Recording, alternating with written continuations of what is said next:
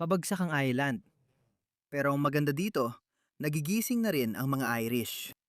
May mga nakakagulat akong video na ipapakita, kaya panoorin ninyo. Mas marami ng Muslim sa island ngayon kaysa sa mga tradisyonal na nagsasalita ng Irish. Isipin mo yan. Ito si Michael. Sa tingin ko, Michael ang pangalan niya. Michael kung ano pa man. Pakinggan mo siya. Mas marami ng Muslim sa Ireland ngayon kaysa sa mga tradisyonal na nagsasalita ng Irish. Gusto kong ipakita sa iyo ang video na ito tungkol sa mga Islamic center sa Ireland. Ayon kay Graham Linehan, parang laro itong civilization. Kapag malapit nang makuha ng isang panig ang religious victory, panalo na sila.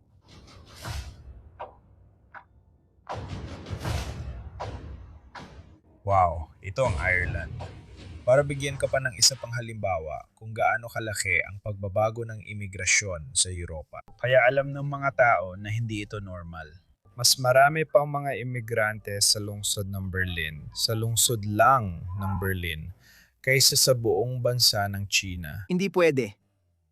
Hindi pwede. Berlin, kaysa sa buong bansa ng China, kaya mas maraming imigrante ang lungsod ng Berlin kaysa sa buong China. Sa Ireland, nasa 20% ang aming populasyon na ipinanganak sa ibang bansa. Meron kaming 26 na county. Parang ipinapaubaya mo na ang 5 county sa mga dayuhan. At patuloy pa itong dumarami kung walang aksyon. Sobrang taas ng imigrasyon papuntang Europa. Kailangan itong baligtarin. Magalang na paraan yan ng pagsasabi. Grabe, nakakagulat talaga yon. Mas marami pang dayuhan sa Dublin kaysa sa buong China. Malaki ang Sina at pangalawa sa may pinakamaraming tao sa mundo.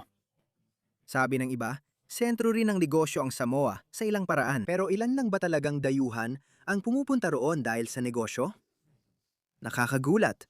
Maliit lang ang Ireland. Formal akong humihingi ng paumanhin sa mga pinagsabihan kong conspiracy theory lang ang Great Mike Replacement Theory. Hindi ko na iniisip yun ngayon. Siguro wala talagang original na plano. Hindi ko alam. Habang mas tinitingnan ko ito, mas nagkakaroon ng saysay. Maaring post-hoc rationalization lang ito. May ganong elemento. Pero hindi na importante yon mga pare. Imbes na sabihin natin, oy, alam mo ba, tama ako at napatunayan na tama ang conspiracy theory ko. Hindi na mahalaga yon. Ang mahalaga ay, nangyayari ito. At hindi may kakailang ebidensya. Tingnan mo to. Pinigilan ng Catholic Patriots ng Ireland ang martsa ng mga Muslim patungong makasaysayang GPO sa Dublin. Nagpakita ng lakas ang mga Muslim, pero hinarap sila ng matapang na Irish patriota at idiniklara na ito ang Ireland nila at ipagtatanggol nila ito. Dapat lang? Walang audio. Wala bang audio? Walang audio. Ayan, ganyan. May mga Muslim na naglalakad lang. Bakit nila ginagawa ito sa ibang bansa? Bakit sila kinakumpronta ng mga tao? Kita nyo, itong mga Irish, itong mga makabayan na Irish ay lumalabas na. At hindi ko alam kung ano ang kanilang isinisigaw. Mukhang walang gagawin ng mga woke na Irish dito. Mga Kristiyanong Irish, Katoliko, ang kikilos. Ingnan mo. Ito ay sa Dublin, Jihad. Ireland. Hindi, Belfast, Dublin at Cork. Sige. Nagpapalaganap ng Islam ang mga Muslim sa publiko. May napanood akong video na sinabihan ng mga Kristiyano na hindi sila pwedeng mangaral. Hindi ko alam kung saan yon, sa bansang Muslim yon, pero dito, pinapayagan natin silang mangaral. Assalamualaikum warahmatullahi wabarakatuh sa inyong lahat. Hindi, pasensya na. Hindi. Alam mo naman na hindi pinapayagan ng mga Muslim na gawin yon. Pasensya na. Alam mo namang hindi pinapayagan ng pang-aaral ng ibang relihon bukod sa Islam sa bansang Muslim. Wala ni isang Muslim country na pumapayag dito. May video ako kung saan may Kristiyano na nangangaral sa lalaking Muslim sa Amerika. Tapos may dumating na Muslim at sinabi, hindi ka pwedeng mangaral dito sa Amerika. Kaya nga, ang punto ay pinapayagan ito ng lahat ng bansa natin sa kanluran. Assalamualaikum warahmatullahi wabarakatuh. Nasa Ireland kami ngayon sa Cork. Galing kami ng Dublin at Belfast. 3 lungsod na ang napuntahan namin. At dahil sa suporta ninyo mga kaibigan, nagawa naming maglakbay sa buong Ireland at mamigay ng libreng kopya ng Quran sa lahat. Kung nais suportahan ng da'wa, bisitahin ang justmuslim.org o mag-donate via bank transfer. Kung mag-iwan lang kayo ng komento, gaya ng nakikita ninyo dito mga kaibigan, may mga taong kumukuha ng libreng kopya ng Quran mula sa amin ngayon. Kaya gaya ng nakikita ninyo mga kaibigan, namimigay kami ng libreng kopya ng Quran sa publiko. Dahil ito sa inyong tulong, subhanallah, nawa igantimpalaan ng Allah ang mga kapatid natin sa Ireland, sa Dublin at sa Belfast. Kaya pinapayagan natin ito. Oo, pinapayagan mo ito. Pinapayagan mo silang mangaral. Hinahayaan mong gumawa sila ng mga hiwalay na komunidad. Ginagawa mo ang lahat. Gagawin mo ang lahat para sa kanila. Pero hindi pa rin sila masaya dahil ganyan talaga ang tao, mga kaibigan. Kahit ibigay mo pa ang araw at buwan, hindi pa rin sila masaya. Pakinggan ninyo ito. May itim na babaeng Muslim sa Ireland na nagrereklamo na masyadong maraming puti. Saan man ako tumingin sa bansang puti, puro puti ang tao. Sabi niya dapat daw silang pumunta sa buwan o omas. Nang una kong marinig ang bilang na ito, nabigla ako. Pero sa totoo lang, hindi rin naman. Sa edukasyon ko sa Ireland, wala akong gurong kamukha ko. Naiinis ako kapag sinisisi ng iba ang Gaeltacht dito. Masasabi ko ngayon na ang Gaeltacht ay talagang hadlang para sa mga taong mula sa etnikong minorya na makapasok sa pagtuturo, pero para sa akin, hindi ito ang pinakamalaking hadlang. Kung iyon ang dahilan, dapat mas maraming etnikong minorya ang nagtuturo sa sekundarya dahil hindi kailangan doon ang Gaeltacht. Inakala ko na ang gwalga ay isang uri ng sistema na tumutukoy sa iyong kakayahan, kapasidad, at kasanayan sa pagtuturo. Dapat nilang hamunin ang kasalukuyang sitwasyon, magreklamo sa rasismo, o sabihing sila'y naisasantabi. Ang sistema ay laban sa atin, at ang mga sobrang maawain sa kaliwa ay magsisimulang magpakahirap ng todo para pagbigyan sila. Pero kasing babalang din ng bilang sa pagtuturo sa elementarya.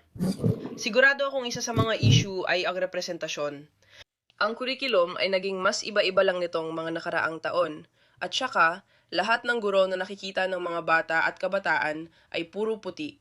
Nakakabahala rin ang pagtrato sa mga estudyanteng etnikong minorya sa edukasyon. Nakakabahala ang edukasyon. Sa tingin ko, lalo pang laalala kung ibibigay sa inyo ang pamumuno dahil, ulit, kung kaya ng kultura ninyo na lumika ng mga matagumpay na bansa, hindi kayo nandito ngayon. Naranasan na natin ito sa totoong buhay. Kaya hindi na pilosopikal ang usapan at di na kailangan pang hintayin ang isang akademikong magsulat ng PhD thesis. Gagawin nila yan sa kalaunan. Siguro 20 taon mula ngayon. Pero ngayon, nasasaksihan natin ito. Kulturang mababa ang kalidad ay nagreresulta sa mababang kalidad ng lipunan. Hindi ko ito ibig gawing insulto. Siguro kulang lang ako sa elokwensya, kaya di ko mahanap ang tamang salita o paglalarawan. Siguro hindi pa gaano maunlad ng ibang kultura. Pero tiyak, may issue rin silang ganyan. Ang hindi pa maunlad na kultura ay nagreresulta sa hindi pa maunlad na lipunan. Dahil refleksyon ito ng kultura. May mga lipunan na mas pinapahalagahan ang kalayaan at karapatan ng individual, kaya namumukod tangi ang kanluran. Hindi ito parang pugad na mga bubuyog. Individualista ang lipunan natin, kaya di na nakapagtataka na marami kanluranin ang nagbubulag-bulagan. Hindi ako apektado. Maayos ang trabaho at bayarin ko. Kaya magbubulag-bulagan na lang din ako. Pero kapag ikaw ay nagkasakit, anumang sistema, kapag ang isang sistema ay nahawa ng isang banyagang mapaminsalang sistema, parang katawan na tinamaan ng sakit, hindi ko tinutukoy ang mga tao. Ang tinutukoy ko ay mga ideya. Kaya't sa huli, mapapansin din ang buong katawan. Kahit na, alam mo, maliit lang ang kagat sa daliri mo. Mangyayari at mapapansin mo, baka magkalagnat ka pa. Doon mo mapagganto na kailangan kumilos. Ganito rin ang nangyayari sa lipunan natin. Ang kanluran ang lumika ng pinakamahusay na sibilisasyon sa kasaysayan. Kung may tutol, bahala ka na, hindi ko na problema. May ilang malinaw na palatandaan. Isa rito ang individualismo, kaya marami pa ring taga-kanluran. Ang hirap huwag ituring ang iba bilang individual dahil nakatanim na ito sa kanilang DNA. Ipinagdiriwang natin ang tagumpay at katalinuhan ng bawat isa, pati mga kwento ng pag-angat. Wala ng sistema ng angkan at tribalismo. Doon nagsimula ang individual na katalinuhan. Hindi mo makikita yan o sa ganong kalakihan sa ibang mga bansa. Sa katunayan, bihirang-bihirang mong makita ang mga ganong halimbawa. Ito ang dahilan kung bakit nakikita mo ang mga taong yon, halimbawa, ang mga matatalinong Indian, pumupunta sila sa kanluran at bigla silang sumisikat. Nagiging CEO sila at iba pa. Isa-isa silang nagtatagumpay. Pero mahirap magtagumpay sa sarili nilang bansa dahil sa hirap doon. Dahil sa mentalidad ng angkan, tribalismo, caste system sa India, at tribalismo sa Pakistan, Somalia, Sudan, marami talagang balakid. Kaya para sa akin, mahalaga ang individualismo. Alam kong kakaiba ang malayang pananalita at individualismo. Nahihirapan ng mga taga-kanluran intindihin ito dahil natural nilang tingnan ang tao bilang individual. Kung iginagalang niya ang sistema, magiging mahusay siyang individual at pwedeng umangat hanggang tuktok. Ako raw ay halimbawa nun. Pero hindi naman talaga. Hindi ako multimillionaire CEO.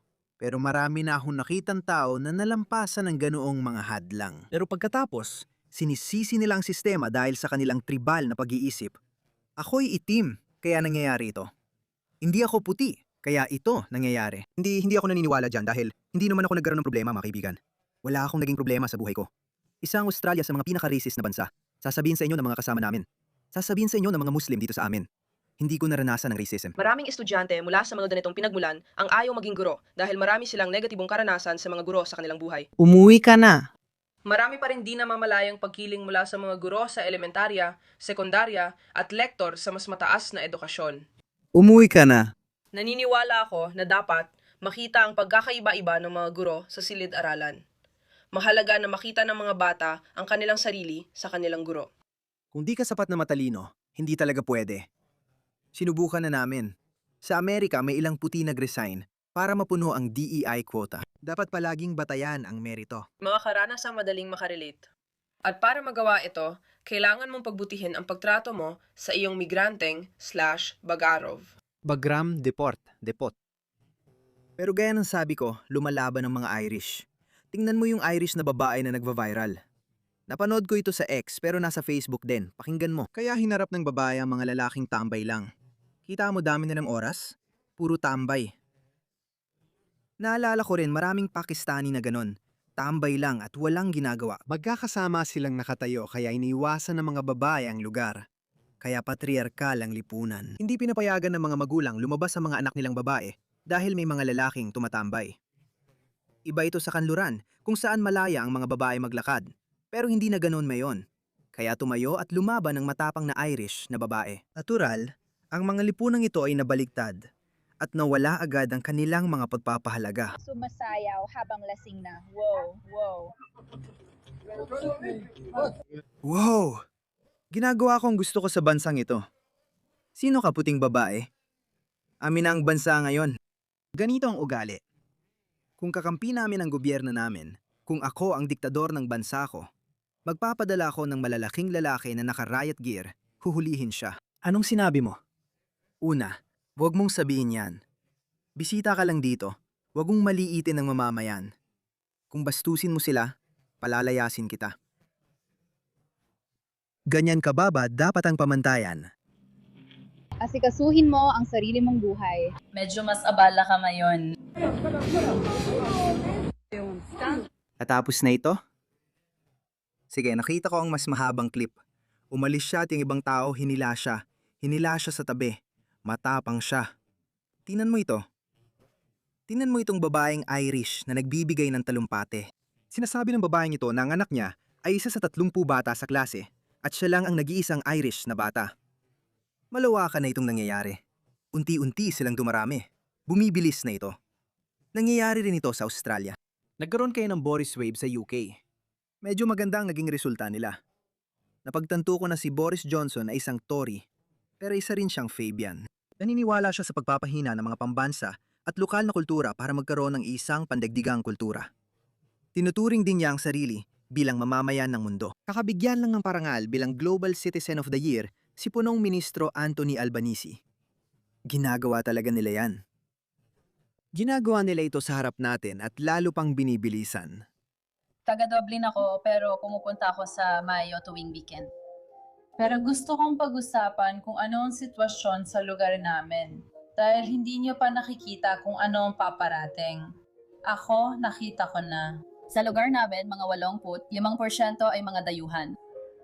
Kahit kailan ako maglakad sa kalsada o pumasok sa supermarket, wala akong maririnig na pag-uusap ng mga Irish. Laging dayuhan ang naririnig ko saan man. Ang anak ko ay isa sa 30 na bata sa klase nila at siya lang ang nag-iisang Irish na bata. Umuwi siyang umiiyak mula sa paaralan ilang linggo na ang nakalipas dahil hindi niya maintindihan ang sinasabi ng mga kaibigan niya. Ang mga bata ay muling gumagamit ng sariling wika kapag walang nagtuturo. Hindi talaga niya naiintindihan ang mga usapan sa paligid. Pero nung dumating ang Halloween, ilang buwan na ang nakalipas, noong nakaraang taon, pinayagan siyang magbihis. Pasensya na, nung isang taon bago ang nakaraan, siya pinayagan magbihis. Ngayong taon, hindi siya pinayagan magbihis. Nang tanungin ko ang paaralan, sabi nila, ayaw nilang makasakit ng damdamin. Hindi na rin ako naglalakad sa parke kasama ang anak ko kapag maliwanag pa. Meron akong malaking aso at hindi na rin ako naglalakad mag-isa. Bihira na lang talaga akong lumabas ng bahay dahil sobrang delikado sa lugar namin. Iyan ang realidad na haharapin mo kung di ka maninindigan. At naintindihan ko na talagang mahirap na, alam mo yon, matawag ng kung ano-ano at maranasan ng lahat ng ganitong bagay. Pero kailangan mong manindigan para sa iyong mga anak at sa kinabukasan ng bansa. Magbabago ng lubusan ang kalagayan ng ating bansa. Kung ayos lang sa'yo, sige. Pero hindi ako okay doon, lalo na para sa anak ko. Pakiusap, unahin mo ang iyong mga anak at bansa. Huwag mo na lang intindihin ang iniisip ng iba. Alam ko, palagi kong sinasabi yon dahil interesado ako sa politika ng UK. Sabi ko nga, Diyos ko. UK ang magiging sentro ng sigalot at larangan ng labanan. Dito magsisimula ang lahat. Paminsan, may nababalitaan akong balita mula Ireland. Sinusunog nila ang mga hotel doon. Hindi ko ito inirerekomenda. Tagapagkomento lang ako. Pinagmamasdan ko ito bilang isang Australiano dahil tungkulin kong magbigay kaalaman sa mga kababayan ko. Kaya natin ito makikita. Yung unang mapa na ipinakita ni Michael, parang sumusuko ka na. Ewan ko, parang 40% ng bansa mo ang isinusuko mo, ibinibigay mo sa iba. Mangyayari ito. Magkakaroon ng kilusang separatista. Walang sinasanto ang Islam. Kaya papunta na tayo sa puntong yon kung saan titipunin ng mga Irish ang kanilang mga puwersa sa ilang lugar. At pagkatapos, ewan ko, hindi ko alam kung paano mangyayari yon. Pakinggan ninyo ang mga taong ito. Habang nangyayari ito, araw-araw silang pinupukaw. May isang imam sa Ireland. Hindi ito sa Britain kundi sa Ireland. Sinabihan daw niya ang kongregasyon na patayin ng mga hindi Muslim.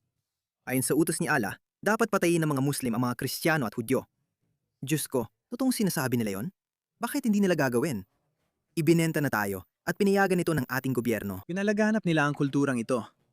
Akala mo matatakot sila. Kung si Hitler ay may ganong karaming ahente sa UK, Ireland, France, at alam mo, sa lahat na ibang bansa bago ang digmaan, sasabihin niya sa kanila na manahimik.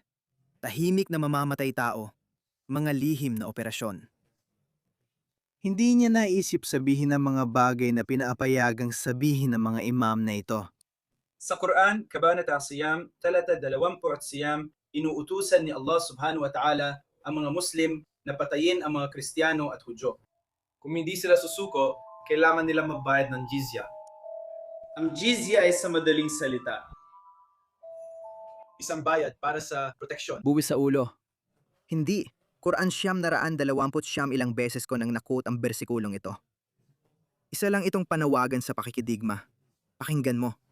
Ireland na naman ito. Sa kanluraning mundo ngayon, dahil hindi alam ng mga babae ang halaga ng mga lalaki sa Islam. Hindi alam ng mga babae ang halaga nila.